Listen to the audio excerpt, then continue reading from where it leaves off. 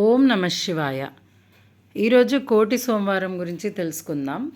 మనకు ప్రతి సంవత్సరం కార్తీక మాసంలో సప్తమి తిథి శ్రవణ నక్షత్రం ఏ రోజైతే రెండు కలిసి వస్తాయో ఆ రోజుని కోటి సోమవారం అని అంటాము. అది సోమవారమే అవనక్కర్లేదు. కోటి సోమవారం రోజు ఉపవాసం చేసి దీపం వెలిగిస్తే కోటి సోమవారాలు ఉపవాసం చేసిన ఫలితం, కోటి సోమవారాలు దీపాలు వెలిగించిన ఫలితం మనకు లభిస్తుందని చెప్తారు.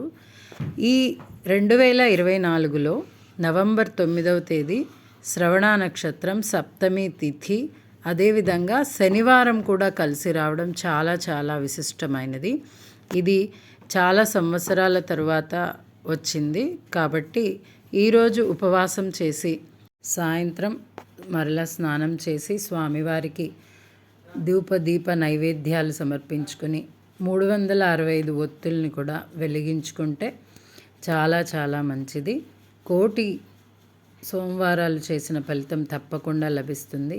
ఈరోజు మా పిల్లలిద్దరితో నేను కూడా ఉపవాసం చేశాను.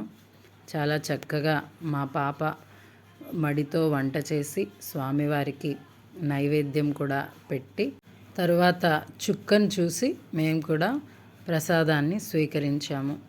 ఈ విధంగా ఈ కోటి సోమవారానికి చాలా చాలా విశిష్టత ఉంది. ఓం నమ శివాయ. ఓం నమ శివాయ. ఓం నమ శివాయ.